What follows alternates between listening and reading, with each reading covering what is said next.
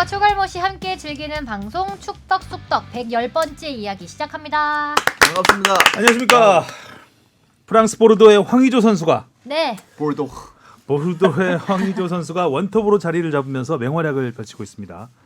또 손흥민 선수는 프리미어리그 통산 100번째 공격 포인트를 올렸습니다. 그리고 에너자이저 박지성은 전북의 어드바이저가 됐다는 소식. 자, 오늘의 축덕숙덕에서 이런 이야기들 나눠보겠습니다. 네. 안녕하십니까, 주영민입니다. 안녕하세요. 주시은입니다. 안녕하세요, 박진영입니다. 이정찬입니다. 이정찬 기자의 그 얼굴형을 좋아하는 여성들이 꽤 있는 것 같아요. 그래요? 네. 여기 난 그런 지난주에 남자가 잘랐구나. 좋더라. 지난주에 편집했구나. 잘랐어요? 우리 인턴 PD가 처음 듣는 얘기네. 이정찬 기자처럼 약간 마스크 아래로 턱이 살짝 나온 분을 좋아한다고. 그래요? 상당히 쉽지 않아요. 쉽지 않습니다 이게. 되게 무슨 가진 자의 여유처럼 말씀하시는. 나는 프라이드입니다. 이정찬 기자의 프라이드. 마스크를 뚫을 수 있다. 그러니까 절대 뒤로 안 돌아보네요, 우리. 옵사이드 트랩 뚫듯이. 중고등학교 때, 그러니까 송곳 같은 무엇? 송곳 같은 패스. 송곳 같은 턱이 있어요. 중고등학교 때 사실 외모 갖고 많이 놀잖아요. 근데 문득 그 시대가 그립다라는 생각이 드는데 제 친구들은 저를 인사할 때 턱을 잡았어요. 아이고 김구라 씨 안 부럽네요. 김구라 씨 턱은 잘 안 잡히는 턱이에요. 그런 턱은 잘 안 잡혀요. 그렇지. 네, 저 같은 턱이 잘 잡혀요. 두툼하죠. 이렇게 딱. 알겠습니다. 또 개성이니까요. 네, 훈훈 나기 시작하네요. 그렇습니다. 참 시간이 빨라요. 저는 박지성 선수가 어드바이저가 됐다는 소식을 들으면서 예전에 그 19살 박지성이 태극마크를 달고 처음 미사리 훈련장에서 훈련이 끝나고 인터뷰할 때 명지대 시절. 네, 명지대 1학년이었던 것 같은데 그때 정말 그 여드름 이렇게 불긋불긋 나고 굉장히 왜소했어요 몸이. 키는 뭐 키도 크진 않죠. 키는 지금보다도 작았어요. 더 컸어요 거기서 지금. 그리고 아주 왜소한 선수가 와서 국가대표라고 인사를 하고 인터뷰를 하는데 이런 선수가 진짜 바람 불면 날아갈 것 같은 외모였거든요. 근데 허정무 감독이 보는 눈이 있었다. 좋은 선구안을 보여줬는데 그때가 기억나면서 참 세월이 많이 흘렀구나. 벌써 그렇죠. 이렇게 행정가로 딱 그니까요. 들어온다는 얘기를 듣고 나는 뭐 하고 있나. 나는 그때와 달라진 게 별로 없구나. 저도 마찬가지. 요새 이제 제 나이가 이제 한 20대 후반을 바라보게 되면서 선수들이 이제 20대 초중반 선수들이 막 치고 올라오잖아요. 그런 거 보면 저 선수들은 어디 해외 가서 뛰고 항상 막 이 뽕 작가는 나이에 안 맞게 빨라요. 그런 거는 20대에 인식하지 못하지 않아요? 맞아요. 보통 30대가 넘어가면서 그러니까 제가 30대 넘어갔을 때는 그 당시는 30대가 넘어가면 노장, 은퇴를 이야기할 때였거든요. 30대 선수가 많지가 않았습니다. 그래서 야 내가 벌써 노장이란 말이야? 이런 느낌이 들었는데 20대 중후반에 지금 거의 20대 초반을 얘기하고 있다는 김광 서른쯤에 지금 얘기하고 있는 거예요. 그 가사도 보면 서른 몇 년생인 거야 도대체? 가질 수 없는 정서거든요. 나이 요즘 속였어. 시대 서른. 속인 듯. 속인 듯. 자 오늘은 좀 이런저런 잡담으로 시작을 해봤습니다. 자 댓글부터 들어갈까요? 네, 어른코님이 좋은 방송 감사합니다. 저희도 감사합니다. 감사합니다. 고맙습니다. 아이먼 아니머스님이 주시은님 응원과 노브레인 얘기하실 때 말달리자라고 하셨는데 말달리자는 노브레인이 아니고 크라잉넛인데 주시은님도 하성룡 기자님처럼 사과 한번 하시죠. 근데 이런 경우가 굉장히 많죠. 그래서 제가 얼마 전에 헷갈려요. 좀 스타일이 비슷해서. 아니 일단 사과부터 하고 가죠. 네. 죄송합니다. 거국적으로. 사과드립니다. 아니 그래서 실제로 이제 크라잉넛이 말달리자잖아요.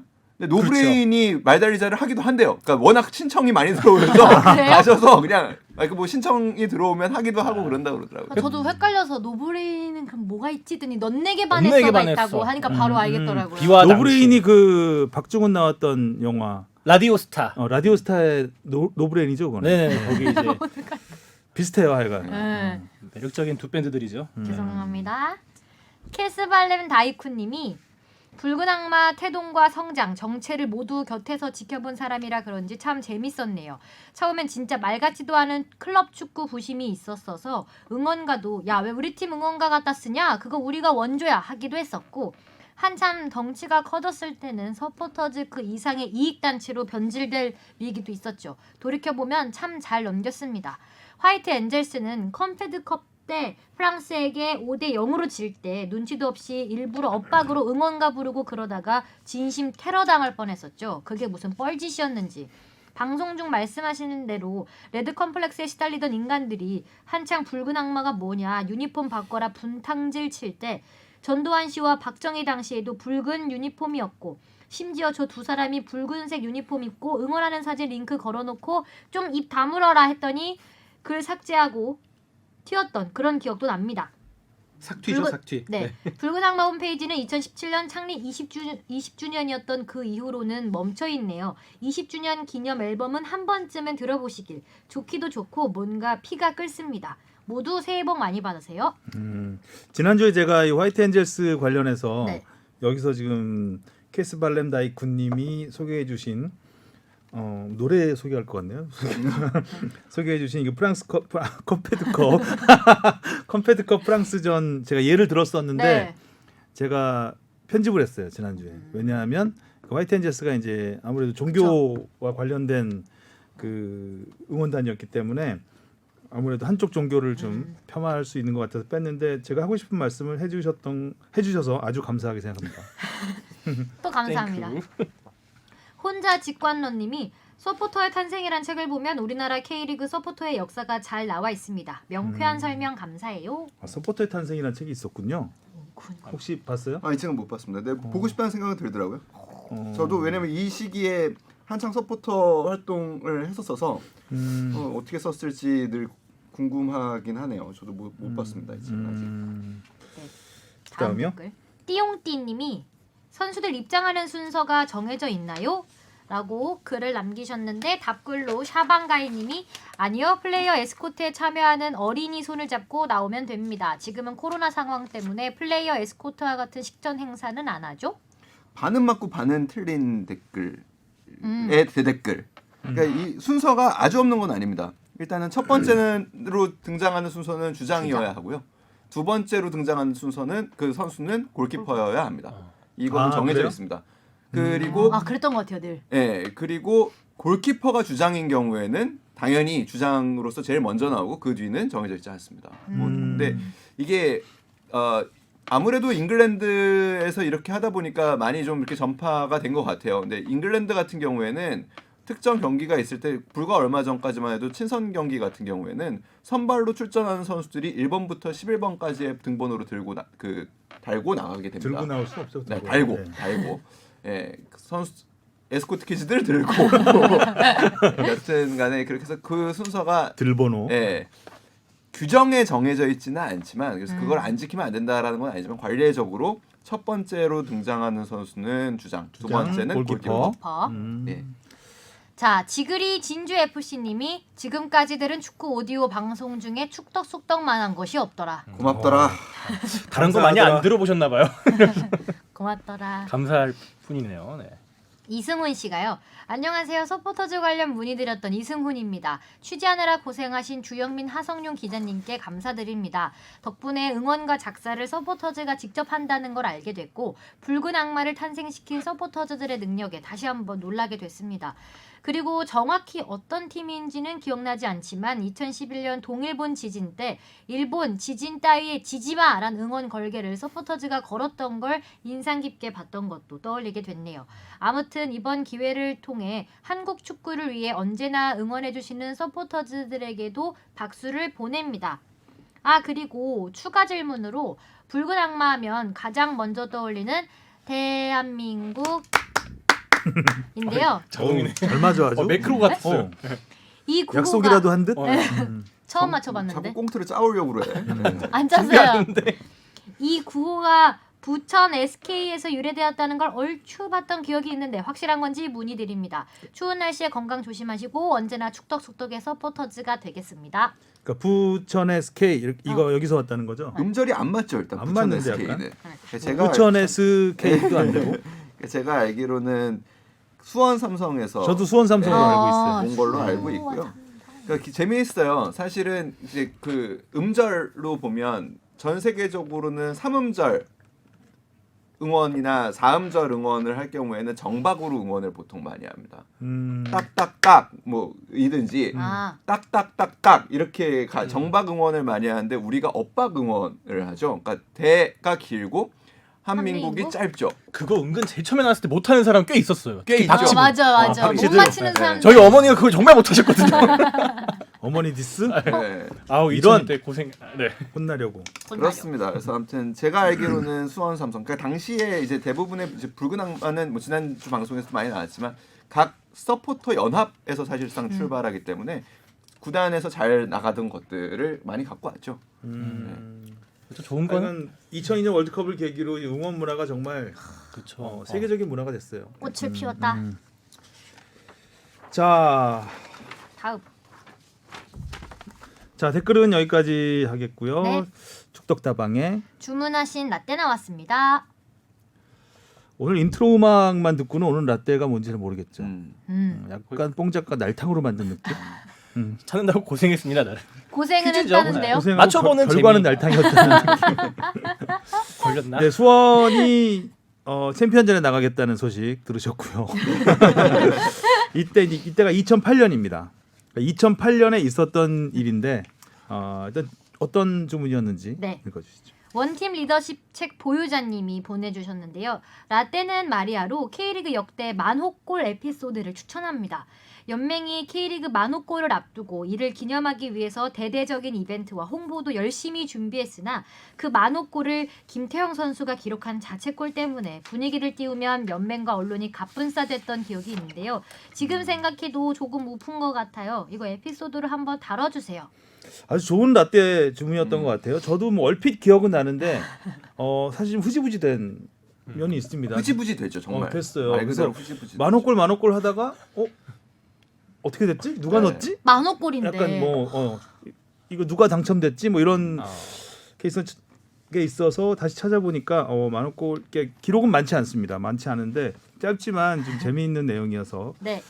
자 2008년 10월입니다. K리그가 통산 만호골을 앞두고 이벤트를 하는데 이벤트 이름이 만만한 이벤트입니다. 오, 만자를 넣은 거죠. 만만한 이벤트. 그래서 만호골의 주인공 맞추기 아, 하나 있고 그 다음에 1만호로 삼행시 짓기 1만 원 삼행시. 이 두 가지 이거 이벤트를 합니다. 재밌다.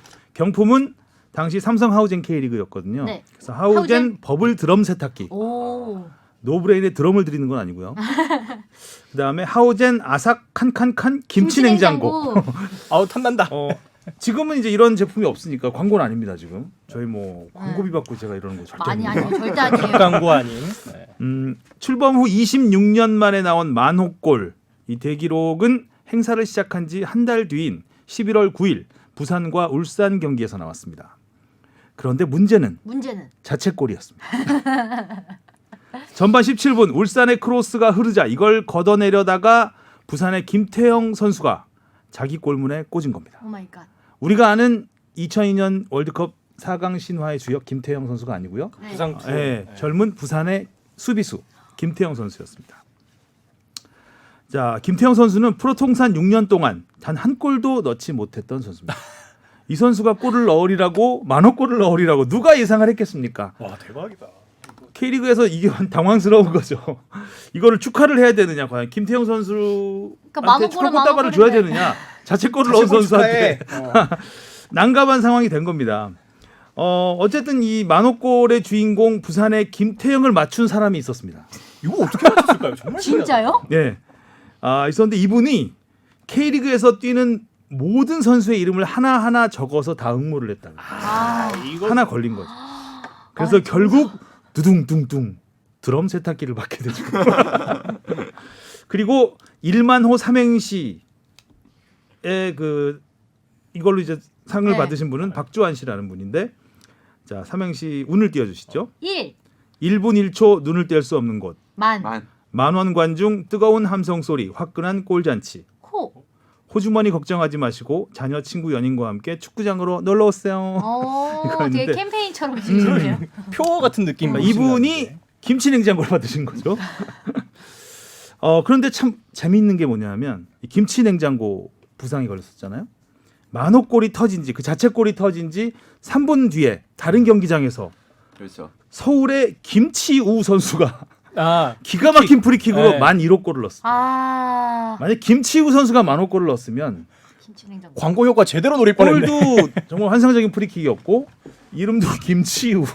김치우가 선물하는 어? 김치냉장고. 김치냉장고 이렇게 됐을 텐데 아, 참 홍보가 좀 될 수 있었는데 좀 일찍. 연맹으로서는 참 아쉬움이 큰 거죠. 11,5골. 아, 11,5 행사할 걸.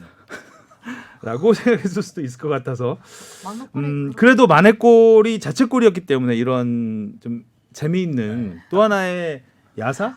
역사? 야사? 이런 것들이 남게 되고 또 이렇게 라떼로 기억해 주시는 분이 있지 않았을까? 있지 않을까라고 생각을 합니다. 또 다른 의미가 있는 것 같고요. 현재는 K리그 통산 21,462골입니다. 2만 원 골은 뭐 안 했어요? 만호골에 너무 뒤었어요. 2만 원은 그리고 하기가 애매했던 게 1, 2부가 통합. 그렇죠. 아. 네, 그때는 이제 K리그 2부 리그가 없었고 26년 만에 나온 만호골이었잖아요. 아. 근데 이게 2008년이니까 지금 12년 만에 또 만호골을 또 넘어간 거니까 지금은 팀도 많아졌고 K리그 1, 2를 다 합쳐서 세기 때문에 만약에 K리그 2에서 2만 골이 나오는 것도 사실 좀 애매한 부분이 있는 것이고 그래서 안 하지 않았을까라는 생각을 해봅니다.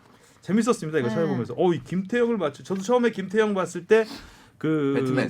그렇죠. 2002년. 그렇죠. 마스크맨을 이렇게 김태형을 마스크 생각을 쓰잖아요. 했었는데 그분이 아니었고 어쨌든 김태형이라는 이름이 굵게 새겨진 만호골 저는 이 스토리였습니다. 자책골 당시 영상을 좀 찾아보고 싶었는데 아무리 없죠. 찾아봐도 없어서 네, 저도 못 찾아봤어요. 그 당황하는 표정을 보고 싶었거든요. KBS 뉴스에 있는 걸로 알고 있는데. K- 그 K 뉴스에 있고요. 그게 있었으면 이렇게 날탕으로 인트로를 안 안 만들어요. 만들었지. 네. 못 만들었죠. 잘 양심상 만호골입니다. S 리포트로 잘 못 찾네요. 저도 유튜브 잘 못 찾았어요. 유튜브 말고 그냥 네이버에 검색해보면 나오는데. 네. 사진만 여러분들이 찾아보세요. 네. 숙제로 남겨드리겠습니다. 그러니까 조금 또 그 약간만 부연 설명을 하면 25라운드까지 그러니까 당시 2008 K리그 25라운드까지 들어간 골이 이제 9,998골이에요. 그래서 그날의 전반 13분에 경남 김동찬 선수가 9999 골을 넣습니다. 그러니까 그 골이 들어간 다음에 이제 4분 뒤에 나온 골이었죠. 뭐가 하나 없었거나 뭐가 하나 이렇게 좀 그 순서만 조금 바뀌었어도 굉장히 좀 재미있는 상황이 될 뻔했던. 자책골이어서 또 기억이 오래 남는 그렇기도 만호골인 것 하죠. 같습니다. 네. 자, 질문 듣겠습니다. 무엇이든 물어보세요. 원팀 리더십 책 보유자님. 어김없이 찾아주셨군요. 네. 제가 책을 언젠가 한번 또 낼게요. 닉네임 언제 바꾸게. 한번 낼게요. 네. 원팀 리더십 2. 안녕하세요. 오랜만에 질문 드립니다. 예전에 이영표 선수가 방송에 나와서 상대방이 유니폼을 잡아당기면 그것이 심판에게 잘 보일 수 있도록 일부러 몸에 딱 달라붙는 타이트한 옷을 입는다고 하더라고요. 프로페셔널한 사람들은 저런 것까지 신경을 쓰는구나, 굉장히 디테일하구나 라고 굉장히 인상에 남았는데요. 예전에 히딩크 감독이 스피드가 강점인 한국 대표팀의 장점을 부각시키기 위해서 잔디의 길이, 잔디에 물 주는 양을 디테일하게 주문한 것도 굉장히 인상적이었습니다. 그래서 드리는 질문인데 저희 같은 일반 축구 팬들은 잘 모르는 프로 선수들의 디테일한 준비나 노력은 무엇이 있을까요? 타이트한 유니폼, 잔디 길이, 잔디에 물 뿌리는 양 말고 승리를 위해서 축구팀들이 하는 디테일한 준비 등엔 무엇이 있는지 궁금합니다. 타이트한 유니폼은 뭐 사실 그 스포츠 용품사에서도 되게 고민을 하는 부분이죠. 사실 타이트한 옷을 입으면은 아무래도 좀 불편할 수도 있거든요. 경기하는데 그 부분을 찾기 위해서 되게 노력을 한다고 그러는데 타이트하면 그 뭐 심판에게 어필도 잘 되지만 잘 잡히지가 않습니다. 일단 그 부분도 사실은 되게 중요한. 살을 잡게 네. 되겠죠. 살을 같이 꼬집을 수 있잖아요. 그리고 잔디 길이와 잔디는 어떻게 보면 그 선수단의 스피드보다는 경기 유형에 따라서 좀 그 조절을 하는 경우가 있습니다.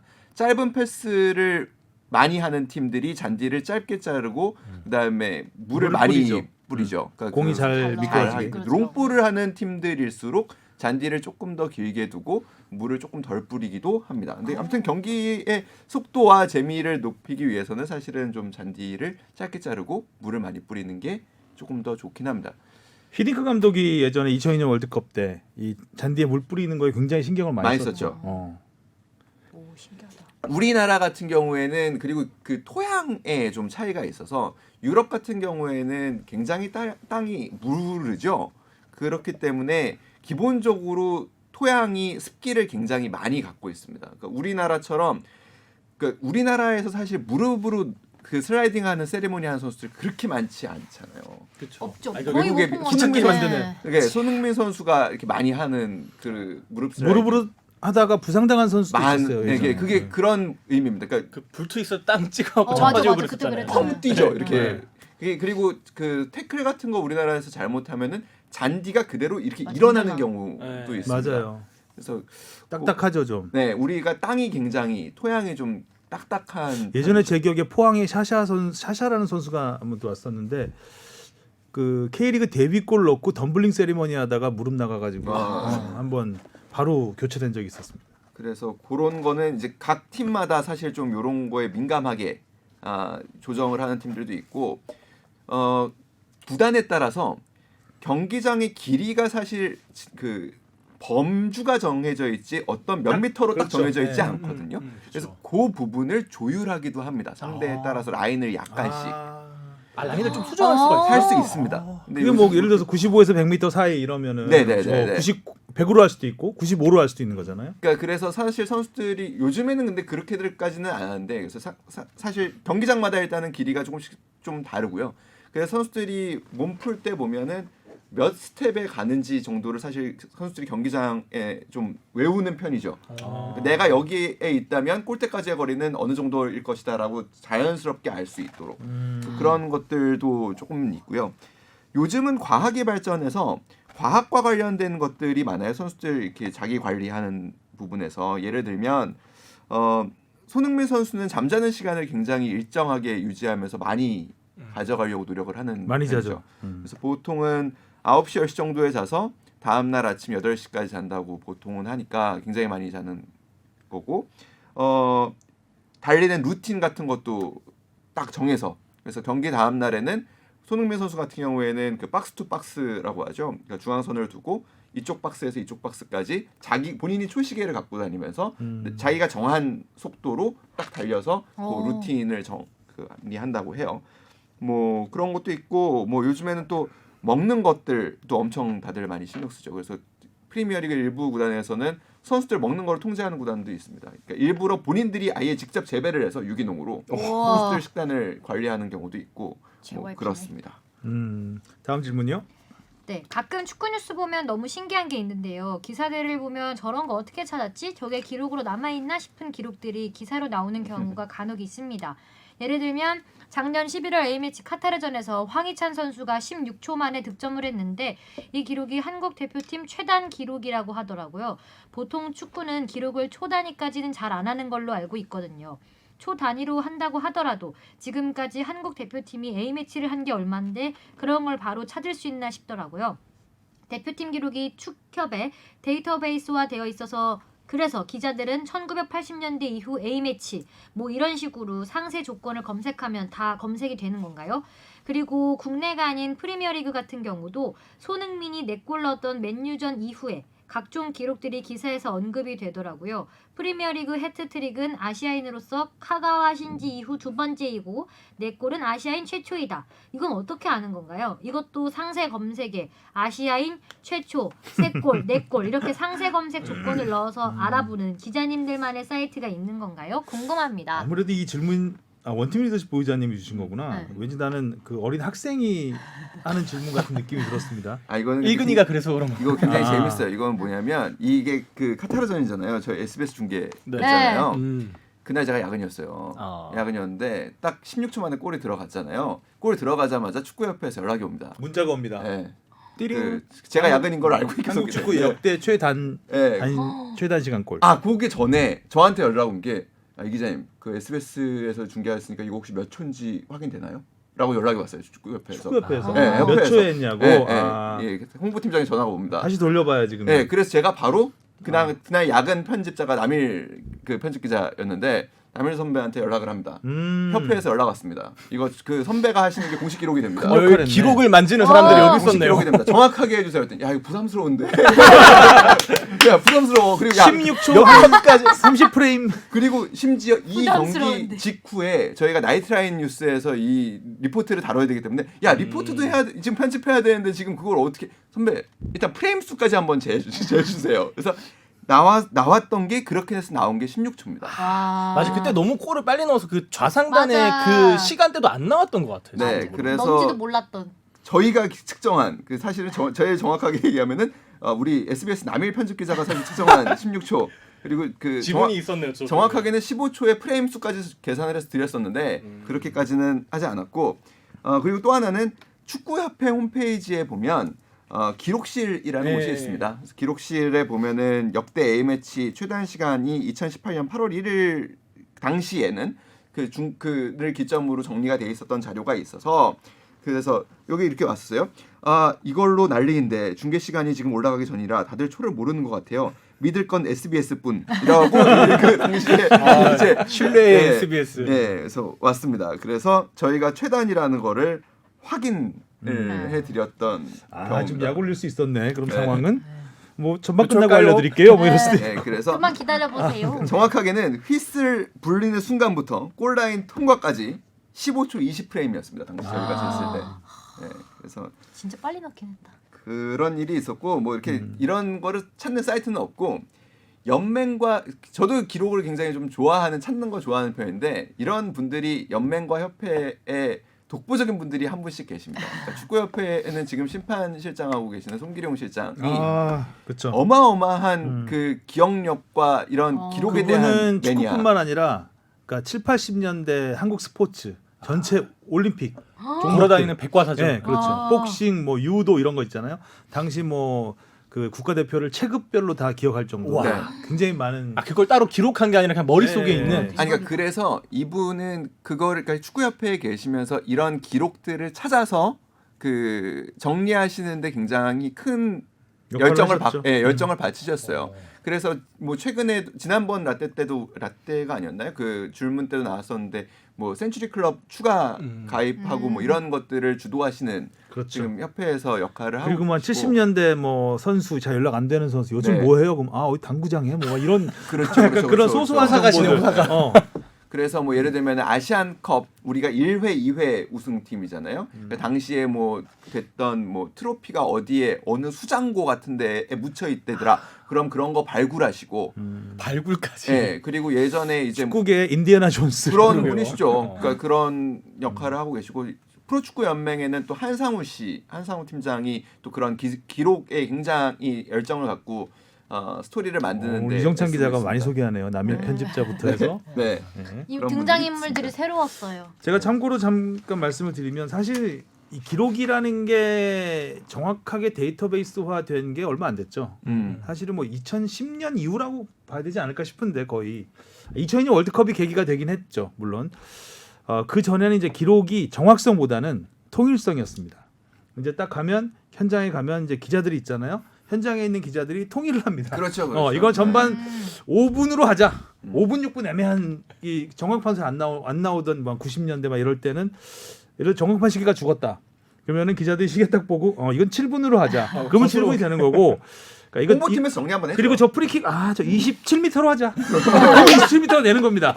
그래서 27m를 현장 기자가 쫙 쓰면 그게 이제 공식 기록이처럼 이제 여겨지게 되는 거죠. 흥정하듯이. 대신 이제 개인 혼자 생각해갖고 27, 28, 30 막 이렇게 되면 이제 혼란스럽잖아요. 이제 그런 혼란을 막기 위해서 사실 27m나 30m나 뭐 3m 차이밖에 안 나긴 하지만 그 또 이제 뉘앙스가 다르기 때문에 통일을 시키려는 노력들을 많이 하고요. 그래서 이제 옛날 기록들은 주로 그런 수작업을 거쳐서 탄생을 한 기록들이어서 지금과는 정확히 비교하는 거는 사실은 불가능하죠. 대표적인 게 관중수죠. 관중수 눈대중으로 봅니다. 눈대중으로. 아니 이렇게 손으로 짚으면 이게 한 1,500, 3,000 이렇게 갑니다 그냥 그런 식으로 하고. 그러니까 그 뭐죠? 그 옛날에 그 데모할 때 경찰이 그 시위대 인원수 추산, 계산하듯이 뭐 시위대 할 때 뭐 그 보도블록 이걸로 계산하고 막 이러거든요. 뭐 이제 그런 식으로 이제 눈대중으로 하고 아직도 이제 특히 우리나라 같은 경우 프로야구 홈런 비거리 눈대중으로 합니다. 굉장히 멀리 날아간 것 같은데 120m예요.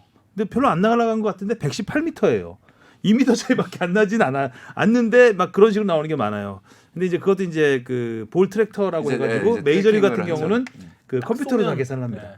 날아가는 거리가 정확히 나오죠. 근데 어. 우리나라는 아직도 눈대중으로, 아직도요? 네, 아직도 그렇게 합니다. 그래서 그 경기장 가면은 사실 그 요 제가 교체기에 지금은 이제 우리 트래킹 시스템이 많이 발전해서 K리그도 이제 뛴 거리까지 이제 막 나오고 있잖아요. 그래서 네. 요즘에는 그런 경우가 많이 없어졌고 관중 수도 이제 완전히 유료 관중. 예, 유료 관중만 정확하게 재고있기 때문에 이런 거 없었는데 과거에 이렇게 저희 이렇게 있으면 처음에 이제 써야 될 때 시간이 기사를 정리할 때 시간이 오면 한 기자 정도가 먼저 묻습니다. 자, 몇 분으로 할까요? 라고 이렇게 하면 화두로 던지면 홍보팀이 약간 이렇게 대충 정리를 해요. 그런 다음에 연합을 한번 봅니다. 연합 기자들이 쓰는 거를 보통 전 언론사들이 봤기 때문에 자, 그러면은 이제 연합 기자가 정리를 하고 이제 그걸로 결과가 되죠. 평균을 내죠.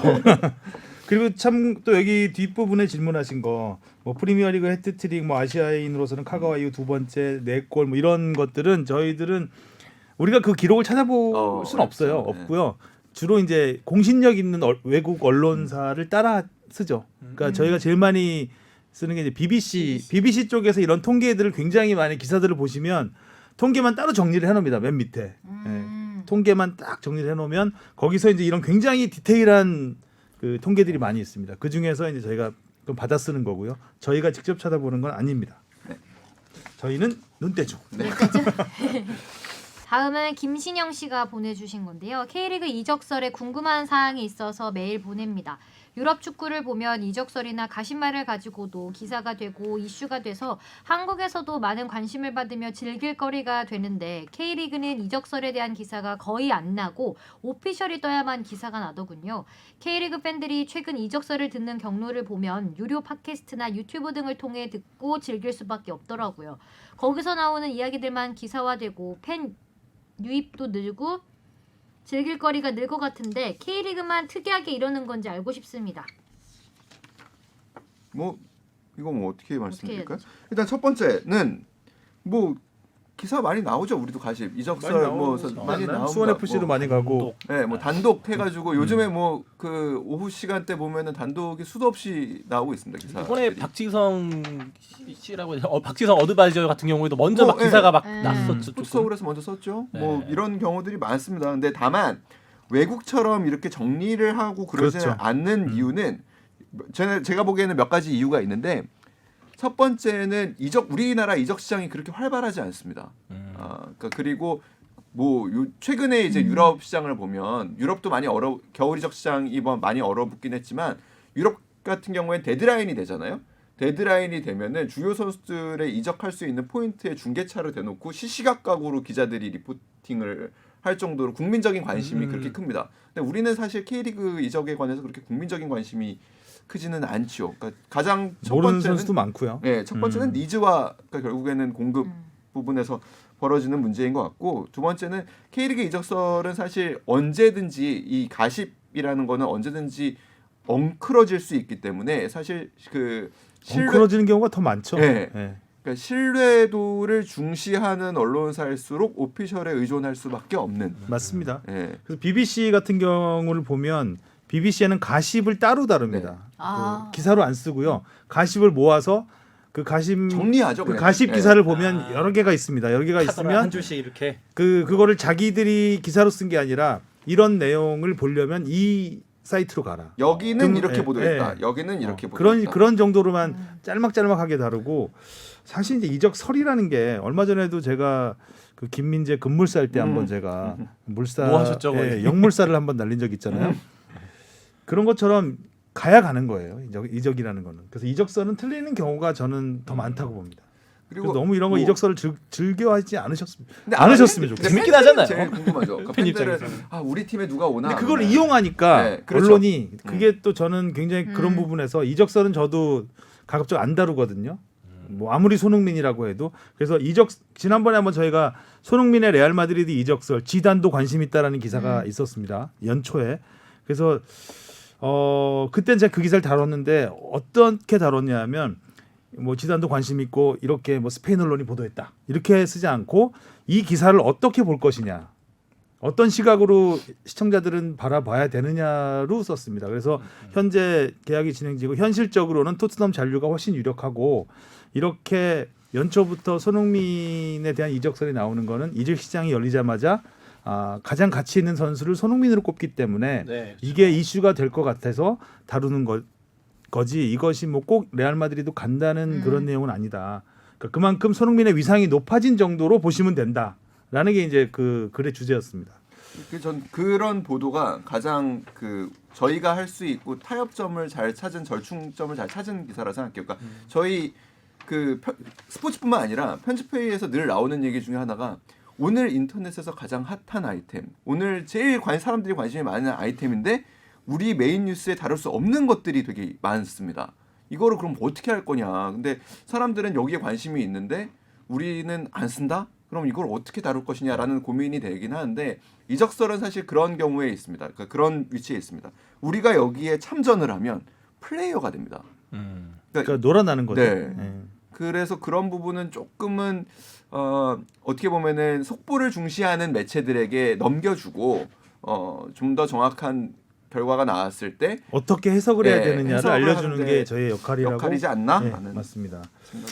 혹시 그런 건 없을까요? 약간 K리그는 좀 다른 뭐 유럽에 비해서는 시장이 좁아서 막 누가 정보를 흘렸는지 출처를 알 수 있으니까 막 그 기자가 흘렸다더라. 아니 실제로 막 많이 대충 되고 나오죠. 하죠. 네. 실제로 그래서 많이 좀 꺼리기도 돼요. 하나요? 그러니까 커뮤니티 보면은 그런 그 정리된 글들 굉장히 많이 나오잖아요. 뭐 네. 누구는 어디에 있대더라, 누구는 어디에 있대더라. 뭐 이동준 선수 같은 경우도 대표적인데 이동준 선수가 그 최근에 이제 저희 울산 홍명보 감독 취임식 때 울산 훈련장에 버젓이 훈련을 하고 있습니다. 아직 오피셜은 안 떴습니다. 기자들은 다 압니다. 여기서 뛰고 있다라는 걸. 근데 쓰는 언론도 있고 안 쓰는 언론도 있고 뭐 그렇습니다. 그러니까 결국에 일부러 정보를 흘리는 경우도 있습니다. 에이전트들이. 그러니까 뭔가 협상이 막바지에서 잘 진행되고자 않을 때 뭐 이렇게 좀 그 커뮤니티의 여론들을 이용하려고 하는 경우도 있고 그래서 그런 유료 팟캐스트 말씀하신 유료 팟캐스트나 유튜브 같은 데서 이런 썰 풀어드리는 데가 재밌죠. 많잖아요. 굉장한 민원 창구 역할을 하고 있습니다. 그 손흥민 선수 같은 경우도 뭐 에이전트에서 흘린다는 얘기도 있고 그렇죠. 뭐 네, 김민재 막 선수도 레알 그랬고요. 음. 네. 또 있었고. 약간 몸값 협상에 좀 유리한 고지를 잡기 위해서. 자, 질문은 여기까지 보겠습니다. 네. 오늘의 이슈. 자, 우리 뽕 작가가 제목을 어떻게 달았나요? 이때까지 왜 측면으로 쓰셨죠? 오, 오늘 날탕 많아요, 날탕. 쓰셨죠? 깊은 고민을 한 제목은 아닙니다. 쓰셨죠. 요새 생각이 다른 데가 있어요. 황의조. 마음이 어수선하거든요. 왜요? 어디가 있어요? 요새 이렇게 인사 나고 나서 팀이 너무 많이 바뀌어서 집중을 할 수가 아하, 없어요. 너무 사적인 되는구나. 얘기라서. 네. 사회생활에 좀 문제가 있는 뽕 작가였고요. 힘내. 내 컨디션 지금 왜 이렇죠? 약간 이거 중독성 있는데죠? 있는데요? 이거 보통 이제 대학생 처음에 오리엔테이션 맞아. 같은 조 이름 적을 때 뭐 맞아. 황의조, 황의조, 황의조. 황의조 시키지 말아줘 뭐 이런 거 그때 많이 나오는 건데 진짜 추억이다. 황영조도 있었고요. 이제. 수준이 딱 해피 캠퍼스 수준이었던 걸로. 자, 시즌 3호 골을 터뜨렸습니다. 최근 원톱으로 뛴 3경기에서 2골에 도움 1개. 보르도가 처음으로 연승이죠? 시즌? 처음 연승이죠. 처음 연승. 첫 연승. 이 리포트를 우리 이정찬 기자가 하면서 좀 이것저것 많이 분석을 좀 했던데 네. 소개를 좀 해주시죠. 그러니까 황의조 선수는 그 보르도는 지난 시즌에 황의조 선수를 아무튼 측면과 최전방을 번갈아 가면서 쓰면서도 사실은 좀 측면으로 많이 썼었죠. 그리고 이제 감독이 바뀝니다. 가세 감독으로. 가세 감독도 마찬가지입니다. 측면에 많이 썼습니다. 그 이유는 일단 유럽 감독의 저는 편견이라고 생각해요. 그러니까 그 네. 아시아 선수가 박스 안에서 싸움에 약할 것이다. 피지컬 쪽. 유럽에서는 워낙 힘이 있는 선수들 그리고 보통 좀 전통적인 사고에서는 스트라이커는 뭐 안에서 좀 부셔주고 그렇죠. 싸워주고 룩 갖고. 뭔가 기회가 딱 났을 때 해결해주고 이런 거를 바라는데 황의조 선수는 어떤 장점이 있는가 하면 슈팅 능력이 굉장히 좋죠. 그러니까 어떤 위치에서도 골대 안으로 그러니까 유효 슈팅을 만들 수 있는 게 좋은 선수고 그 움직임이 좋습니다. 오프더볼 움직임이 굉장히 좋은 선수고 굉장히 많이 뛰는 선수입니다. 그러니까 사실 전형적인 유럽의 원톱과는 거리가 좀 멀죠. 그러다 보니까 이 선수가 좋은 선수인 거는 알겠는데 원톱으로 쓰자니 뭐 이따 나오겠지만 지미 브리앙 그다음에 조심하자 이런 선수들이 워낙 피지컬이 좋고 이런 선수들이 있다 보니까 같이 쓰자니 좀 애매하고 그래서 측면으로 돌렸던 겁니다. 네. 그 측면으로 돌리니까 근데 그러면은 거기서 뭘 해야 되냐면 드리블을 해야 됩니다. 공을 그러니까 손흥민 선수처럼 드리블을 하고 그래야 되는데 황의조 선수는 한 번도 안 해본 그런 역할이었던 거죠. 그래서 좀 어려움을 많이 겪었습니다. 그러다가 황의조 선수로서는 어떻게 보면 운이 좋게 지미 브리앙 선수가 다칩니다. 최근에. 그러면서 이제 최근 그 이제 골을 넣은 경기, 그러니까 올 시즌 첫 골을 넣은 12월 17일 경기. 이때까지도 측면에 쓰다가 결국에 그 다음 경기부터 슬슬 감독이 골을 넣으니까 최전방에도 넣어보고 측면에도 넣어보기 시작합니다. 그렇지만 최근 4경기도 보면은 최전방, 측면, 최전방. 다시. 최전방, 최전방, 측면, 최전방. 이렇게 돼요. 최측. 그러니까 결국에 최전방으로 나갈 때마다 공격 포인트든 그 골이든 도움을 합니다. 그쵸. 그러면서 이번 경기에서는 사실 가장 좋은 모습을 보여줬었죠. 슈팅과 유효 슈팅이 당연히 팀 내에서 단연 제일 앞섰고요. 그리고 더 놀라웠던 거는 원톱 스트라이커인데 스프린트 횟수가 팀 내 압도적인 1등입니다. 29번. 그러니까 한 3분의 1번 골로는 스프린트를 한 건데 거의 라인 브레이커가 됐더라고요. 네. 스타일이 그 측면을 좀 쓰다 보니까 그런 게 좋죠. 좀 그 측면에서 보여주는 그 장점들이 중앙에서 맞아요. 나타나는 게 있어요. 그러니까 과거 김승대 선수가 사실 좀 측면과 라인 최전방으로 그렇죠. 갈 때 네. 그리고 또 그 김승대 선수가 전형적인 그 false nine이라고 하죠. 가짜 9번, 그러니까 가짜 스트라이커 역할을 하는데 황의조 선수가 사실 지금 공이 없는 상황에서의 그런 움직임들이 굉장히 좋아졌고, 그러니까 황의조 선수의 가장 큰 장점하면은 과거에는 슈팅 능력, 그다음 그 상대 선수를 등지고 돌아서는 능력 이런 것들이었는데 이번 경기에 사실 가장 돋보였던 거는 위치 선정 능력이었거든요. 그 첫 골을 네. 때 골 때도 주변 딱 보면서 옵사이드 라인 딱 안쪽에 들어서면서 상대 수비수와 거리를 딱 두는 하고 막 공간을 확보하고 또 그 상대 수비수 시야 바깥에서 막 이렇게 요리조리 왔다 갔다 그렇죠. 그 짧은 순간에 하는. 네, 그러니까 그게 떼는 작업이거든요. 그러니까 최전방 스트라이커에는 무조건 정대하는 사실 작업이죠. 수비수하고 정대하는 작업. 수비수가 무조건 붙습니다. 근데 그걸 순간적인 움직임으로 1m 정도만 벌리면 슛을 할 공간이 생깁니다. 그러니까 그거를 떼는 작업을 아주 지금 잘 했던 거죠. 반면에 그 측면에서의 단점이 중앙에서 보이는 게 있었어요. 공을 접어요, 자꾸. 예전에는 바로바로 바로 때렸는데 때렸는데 공을 이번에도 사실 한 골은 좀 아쉬운 게 맞아요, 아쉽죠. 있었죠. 두 골이 아쉬웠죠. 그렇죠. 두 정면 정도. 근데 잘 거기서 막은 공을 좀 끌더라고요. 바로 때렸는데 끌면서 이제 슈팅 타이밍을 놓치면서 네. 골키퍼한테 막히는. 원래 바로 때렸는데 그러니까 황의조 그러니까요. 선수의 그게 가장 큰 장점이었는데 그건 좀 저도 좀 아쉽더라고요. 왜 그랬지? 측면에서 약간 버릇이 그렇게 든 거죠. 네. 접는 버릇. 접는 버릇. 펴야 되는. 네. 그래서 아무튼 감독의 표현도 되게 인상적이었죠. 근데 맥가이버 칼 모르세요? 맥가이버 칼 저는 당연히 알면 안 되는 겁니다. 집 앞에 맥가이버 칼 몰라요? 맥가이버 맥가이버 어디 자체를 맥가이버 모르는 칼을 거예요. 빠빠빠빠 몇 년생이니 너? 빠빠빠빠빠 너 누구냐? 쟤는 어떻게 된 거지?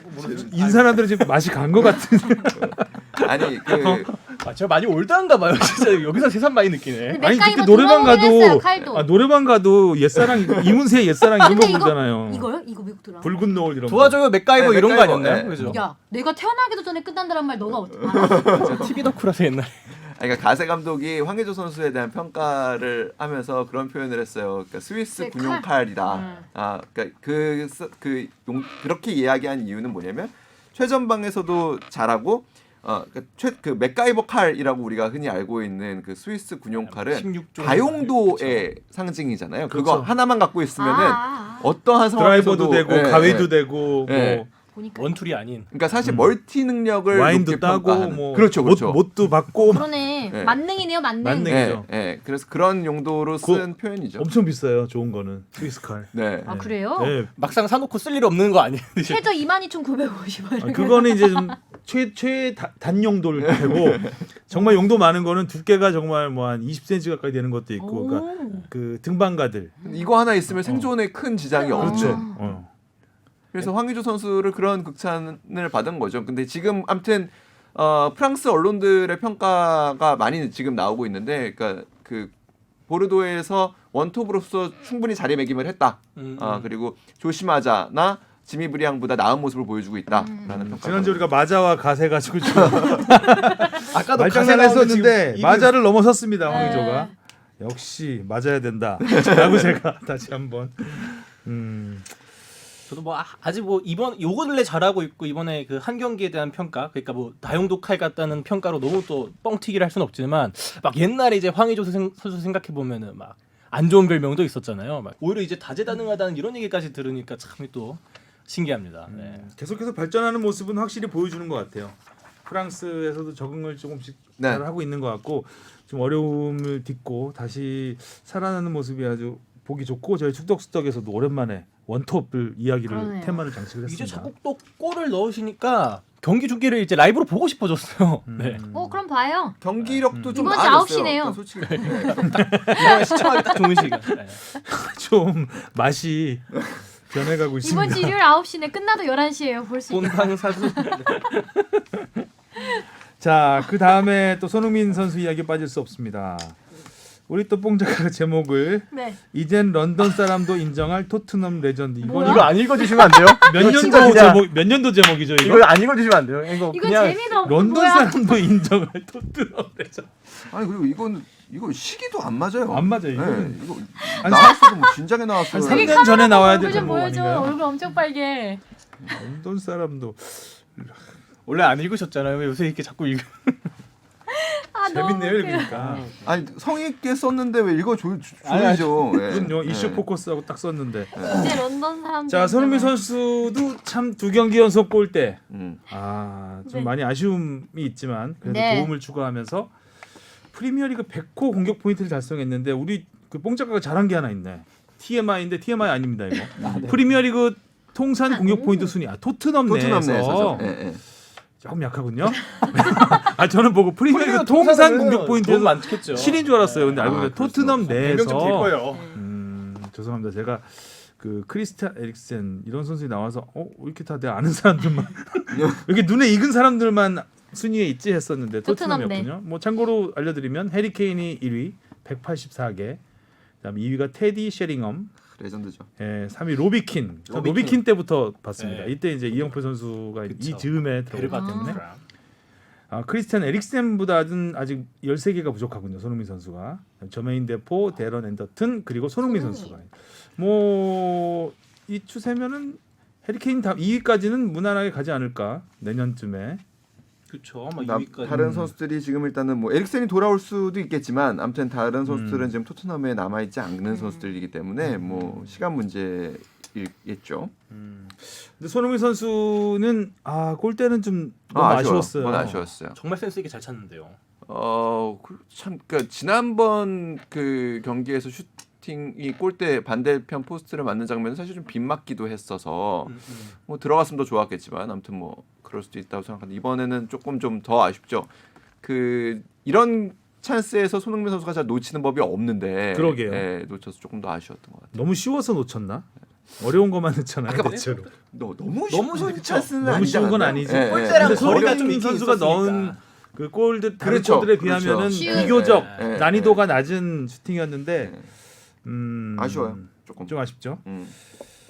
자, 토트넘이 지지부진했습니다 최근에. 그러다가 이제 지지부진했죠. 지지부진하다가 풀럼전도 충분히 이길 수 있었는데. 그렇죠. 이제 최하위 셰필드를 일단 꺾고 분위기를 조금 바꾸고 있는데 토트넘만 지지부진한 게 아닙니다. 다들 지금. 지지부진해요. 다 네. 지지부진합니다. 선두가 계속 바뀌고 있습니다. 승점 차이 봐봐요. 오늘 또 레스터 시티가 이겨서 선두가 됐죠. 물론 한 경기 많이 하긴 했지만 맨유, 맨시티, 뭐 리버풀 그리고 토트넘이 5위인데 아직까지는 뭐 충분히 해볼 만한. 해볼 만하죠. 네. 그리고 요새 또 첼시가 못한다 그래서 뭐 또 램파드 감독 뭐 경질서 올라오고 있고 예전에 아스널 못한다고 하던 최근에 또 잘하고 있어서 순위를 많이 리버풀, 맨유 또 끌어올렸고요. 비겨주고요. 네. 그것도 굉장히 큰 도움이 됐습니다. 아, 혼돈입니다. 하여튼 뭐 프리미어리그 순위 경쟁은 갈수록 재미가 있어지고 있습니다. 손흥민 선수가 그래도 이번 셰필드전 이후에 좀 휴식을 한 일주일 정도 네. 쉽니다. 쉬고 이제 FA컵 32강 다음 주 화요일이죠. 아, 위컴과 32강전에 나서고 또 바로 이제 그다음 바로 매치죠. 리버풀이네요. 이게 네. 중요하네요. 매치죠. 이 경기가 굉장히 중요할 것 같습니다. 또 수비를 열심히 하겠죠. 네. 토트넘은 또 요새 손흥민 선수가 리버풀 만나면 항상 잘해줬기 때문에 이번엔 득점을 오랜만에 리버풀이 그리고 좀 친구했으면 안 좋아요. 안 좋죠. 최근 흐름이 지금 안 뭐 좋아요. 코로나19도 있고 부상에 음. 진짜 리버풀은 만신창이가 된 상태인데 그래도 지금 선두 싸움을 이어가고 있으니까 참 강한 강팀은 강팀이다. 네. 아. 아무튼 이제 올해는 런던 리버풀 사람도 인정할 레전드다. 네. Do you know 손흥민? 런던 사람 오케이. I know. 아 이제 이 제목 열심히 봐야 되겠다. 재밌어요 보면. 자 토트넘이 이제 한국 트위터 계정을 오픈했습니다. 네, 네. 여기서 또 뭐 국내에서도 많이 언론에서 보도를 했는데 저희도 어. 보도를 할까 말까 하다가 조금 약해서 안 하긴 했는데 또 이제 취재들을 후배들이 좀 해보니까 토트넘이 지금 손흥민과 재계약을 앞두고 약간 손흥민을 굉장히 많이 이용하는 활용하려고 하는 활용을 하죠. 이것도 사실은 이제 한국 팬들이 토트넘에게 주어지는 이 파운드가 꽤 되죠. 그렇죠, 예, 그렇죠. 그런 게 있기 때문에 네. 자꾸 이제 한국 쪽으로 홍보를 넓혀가는 겁니다. 그런 차원이라고 생각하니까 좀 하기가 싫더라고요. 플레이어가 될 것 같아서. 그렇죠. 아니 이거는 전적으로 딱 그런 상황이 플레이죠 이것도. 지금 상황이 어떤 상황이냐면 사실 재계약이 막 급물살을 타는 것처럼 보였었죠. 금물살. 재계약이 급물살을 탔던 가장 큰 이유는 손흥민 선수의 기량이 절정에 네. 올라왔다라는 나름의 판단이 있었기 때문입니다. 그래서 이런 상황이라면 구단에서도 이 선수를 가치를 생각해서 묶어둬야 할 이유가 있고요. 안 그러면은 나갈 수가 있으니까요. 그리고 다른 팀들의 이제 어떻게 보면 입질이 막 오고 있는 상황이니까 묶어둘 필요가 있고 손흥민 선수 입장에서는 주급이라든지 뭐 여러 가지 계약 조건, 그 계약 기간이라든지 이런 거를 늘려서 최고의 계약을 맺고 최고의 대우를 가장 폼이 좋을 때 한다라는 의미가 있었겠지만 이게 갑자기 좀 안 좋아지고 있습니다. 그 속도가 생각보다 오래 걸리는 가장 큰 이유는 지금 코로나 사태로 인해서 유럽 구단들이 다들 경제적으로 어려워진 상황입니다. 그러니까 손흥민 선수에 관심이 있었던 팀들도 섣불리 이 정도 레벨의 선수에게 베팅을 할 만한 자금이 지금 좀 부족한 총알이 상황이고요. 없죠. 토트넘 입장에서도 2023년까지 계약 기간이 확보된 선수한테 우선적으로 협상을 할 어떻게 보면 여유가 사라진 겁니다. 그렇게 되면 선수 입장에서는 시간이 자기 편이라고 생각할 수가 있습니다. 2023년 6월까지 계약 기간이기 때문에 내년 여름이 되면 그 다음부터는 자유로운 협상이 가능해지고 시간이 완전히 자기 편이 되고 칼자루를 쥐게 되는 상황이 되거든요. 그러니까 2022년 여름까지 이 정도의 기량을 유지하는 데 최선을 다하겠다. 그리고 재계약에는 크게 조바심을 내지 않겠다라는 걸로 스탠스를 지금 현재는 좀 바꾼 것으로 알고 있습니다. 그 상황에서 토트넘 같은 경우에는 말씀하신 대로 우리 토트넘 다큐를 봐도 알 수 있고 토트넘 유튜브 채널 같은 데를 봐도 알 수 있지만 손흥민 경기 그리고 과거에는 이제 경기 보면은 늘 태극기가 막 네. 나붙었었죠. 그러니까 이 런던으로 손흥민 선수를 보기 위해 여행을 가는 우리나라 축구 팬들 그리고 관심을 갖고 있는 축구 팬들로 인한 수익이 굉장히 컸거든요. 토트넘 구단에서 유니폼 판매량이 가장 많은 선수가 단연 손흥민 선수입니다. 아시아 시장도 갖고 있고 그래서 뭐 아시아 투어도 도는 거고요. 그러니까 그런 거를 감안했을 때 토트넘 입장에서는 이 선수를 어떻게든 활용해서 글로벌 스폰서를 또 유치를 해서 이 위기를 돌파해 보고 싶은 생각이 있는 겁니다. 그렇기 때문에 지금 뭐 최근에 그 이제 우리 네이버 TV와 주선을 해서 진행한 그런 인터뷰 같은 것도 하는 거고 그리고 최근에 뭐 이런 한국어 트위터 계정도 열고 이런 것들이 사실은 그런 마케팅 일환이라고 봐야겠죠. 그렇죠. 손흥민 선수는 좀 더 기다려 봐야 될 것 같습니다. 1월까지죠 이적 시장이. 이적 시장은 1월까지. 예. 일단 뭐 이적은 쉽지 않을 것 같고 예. 일단 뭐, 보고요. 또 토트넘이 또 웬만한 이적료에 쉽게 보낼 상황은 아닌 것이고 하여튼 시간이 해결할 문제 같습니다. 자 다음 이슈 포커스는 네. 제목 참 막 썼네요 제목을. 이거는 뭐 그 정성이 보이지 않아요. 제목이 아닌데요. 네. 이영표, 박지성 2002 스타들의 행정과 변신. 이 보도 자료죠, 보도 자료. 보도자료도 이렇게 나왔어요. 이렇게 쓰면 웃겨. 얘는 어떻게 홍보팀에 들어갔지 이럴 겁니다 저희가. 차라리 아까 쓰셨죠 황희조가 제일 낫다. 점점 후져지고 있어요 제목이 뒤로 가서. 지성이면 감천 뭐 이런 게 들어가는 게 낫네요 차라리. 지성이면 감천. 자 박지성과 이영표 선수가 K리그로 돌아왔습니다.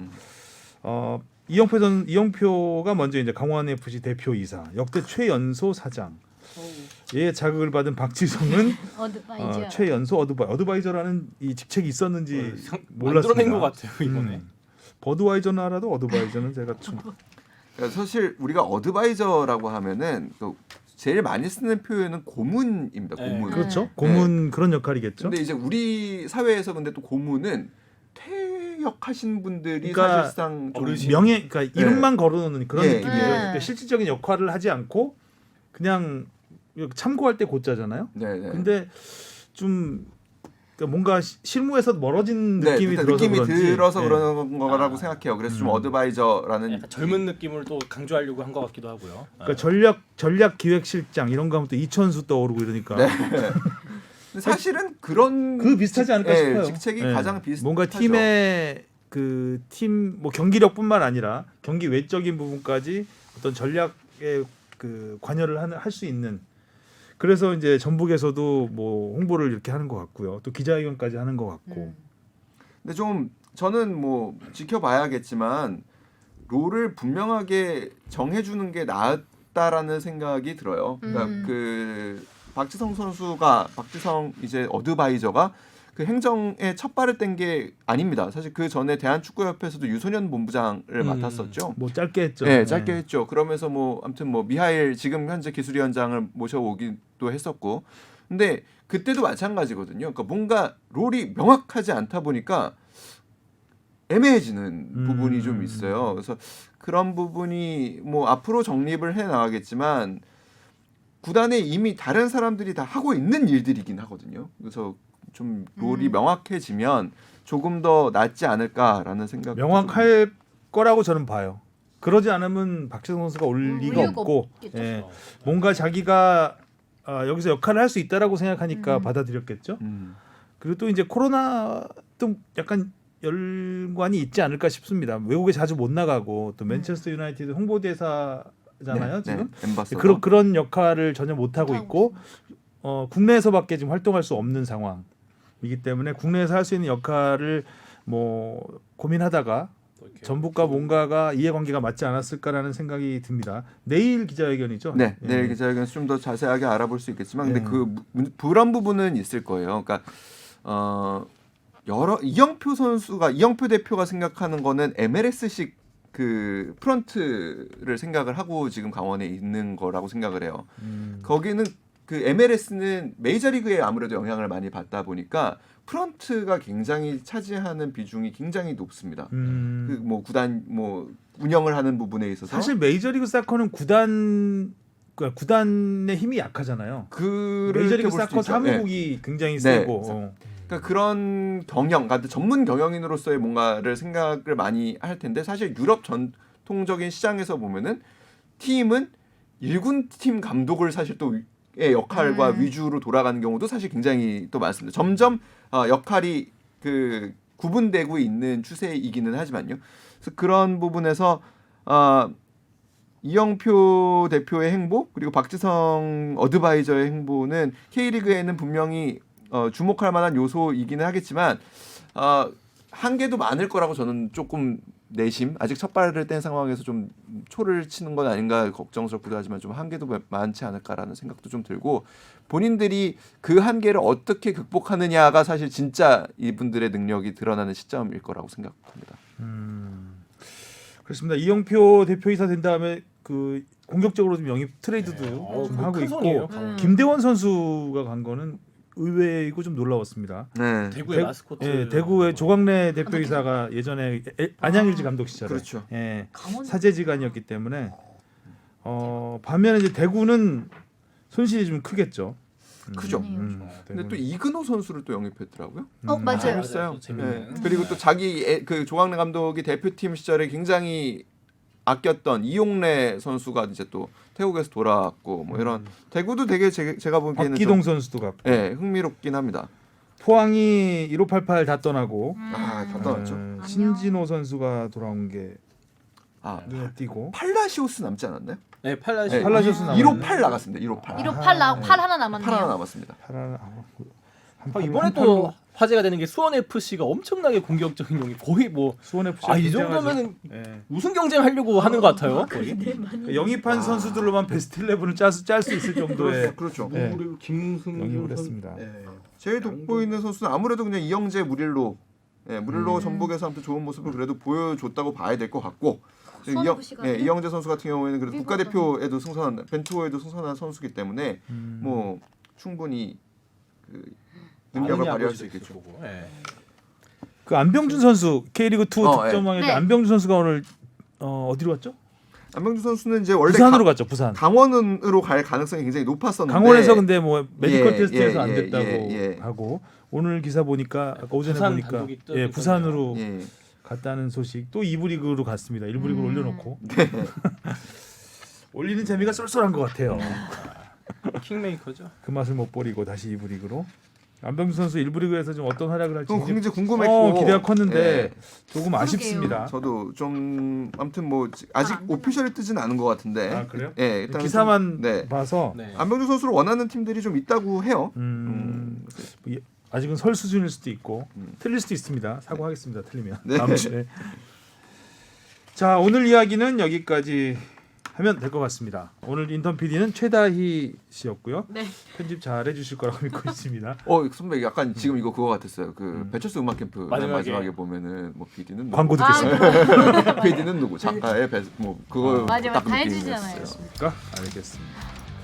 자 수고하셨습니다. 다음 주에 뵙겠습니다. 다음 주에 만나요.